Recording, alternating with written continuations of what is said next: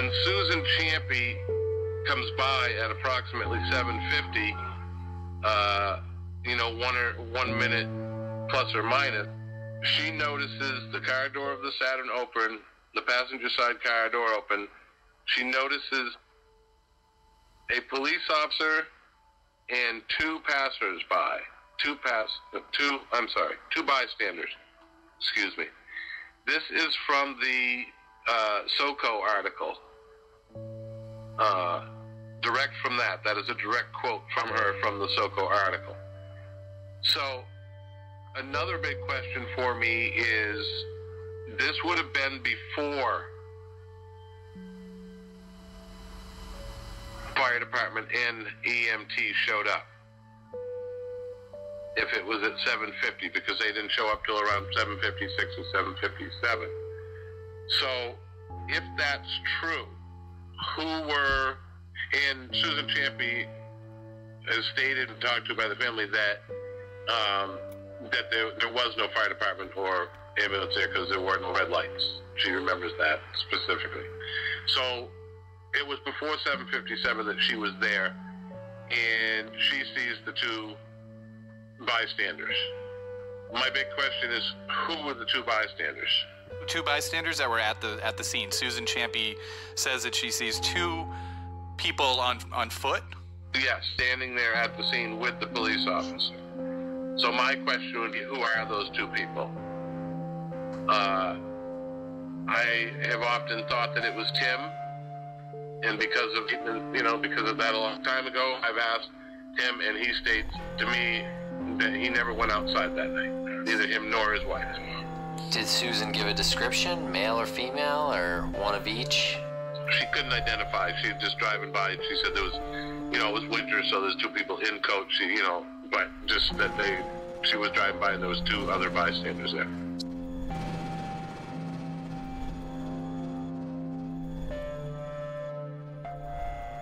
I think that the only mention of Susan Champy is the SoCo article from 2011, and she was the one who worked at Loon Mountain. According to the SoCo article, it says Champy was scheduled to finish work at 7 p.m. at the Loon Mountain Club the evening of February 9th, but she left late at 7:20, which means that she would have passed by the scene around 7:50, where she saw police and a couple of bystanders near the car.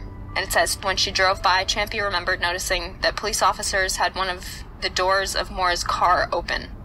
She recalled reading in the newspaper afterwards that they'd obtained a search warrant the next day to search the vehicle, which made her wonder whether they should have had the door open without first getting a search warrant. So I asked her about what she saw that night recently, and she pretty much reiterated the same thing, but she added that she actually stopped and spoke to the police officer for a minute. Oh, really? When she was passing through, yeah. And it wasn't a very long conversation. She just asked if they needed help. Yep. So, it wasn't like she was just driving by. She actually did stop. She couldn't remember exactly how many bystanders there were. She knew that there was at least one. There was at least one other person besides the police officer.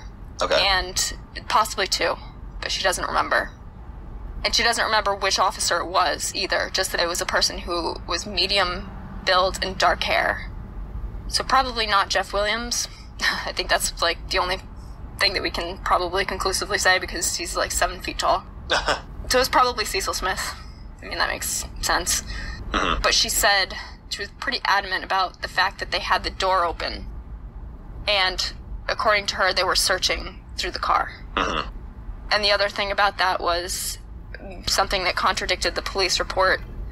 She said that the car was in the eastbound lane facing east. Right, the police report said it was facing west. West, right. So according to Susan Champy, the car was not facing the wrong direction. It was facing the correct direction.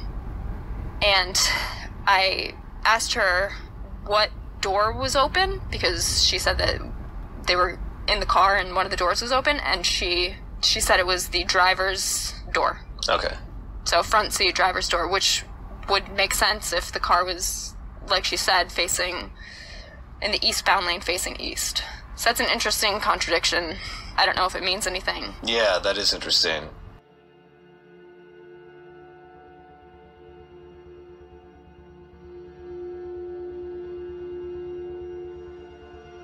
We met with Susan Champy, and You refresh our memory on what that is. Tell us. I mean, So she was the woman that worked at Loon Mountain who left work late and drove by the scene, and I think she's talked to an officer for like very briefly, and then continued on.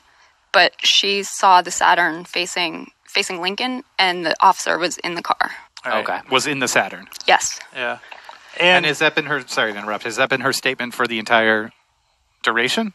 Was that her original statement, or was so that I just don't- what she told you? It's hard to say because I don't know what her original statement was, but she feels very confident of it. I think it's consistent with the SoCo article. Sure. Yeah. Yeah. I think that at least that's consistent. And that was 2011. Yeah, but I think the interesting point that Aaron brought up earlier when we were talking about this is that her statement didn't change, but she was able to elaborate on details that were not in the article that I thought were important. One of the things that she did is she parked her car in the exact position where she saw Maura's car that night, and I was actually really surprised because it was not where I thought, based on a rough description, where she said it was going to be.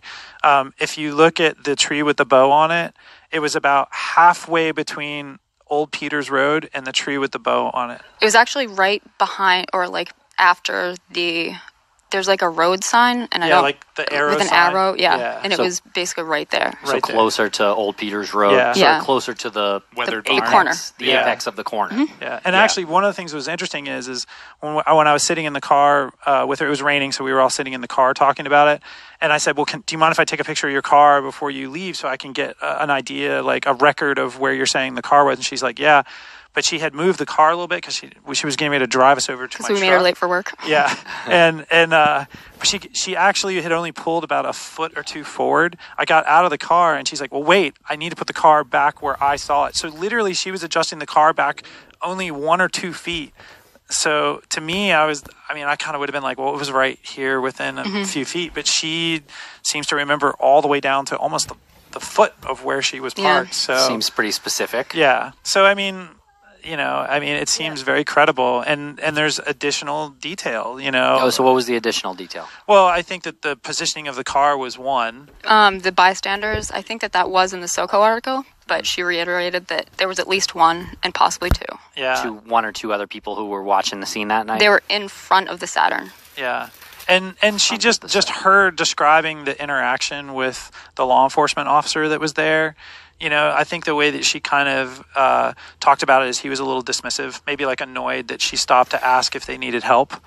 And you don't get that in the SoCo article. Right. And I'm not sure it means anything, but it's just added detail that we didn't have. And you never know, like one of those little things might be the next thing that gets you an answer. Yeah, and obviously she didn't know what happened until later, but one thing that she said that I thought was interesting was the officer didn't ask her if she'd seen anyone on the road. Yeah.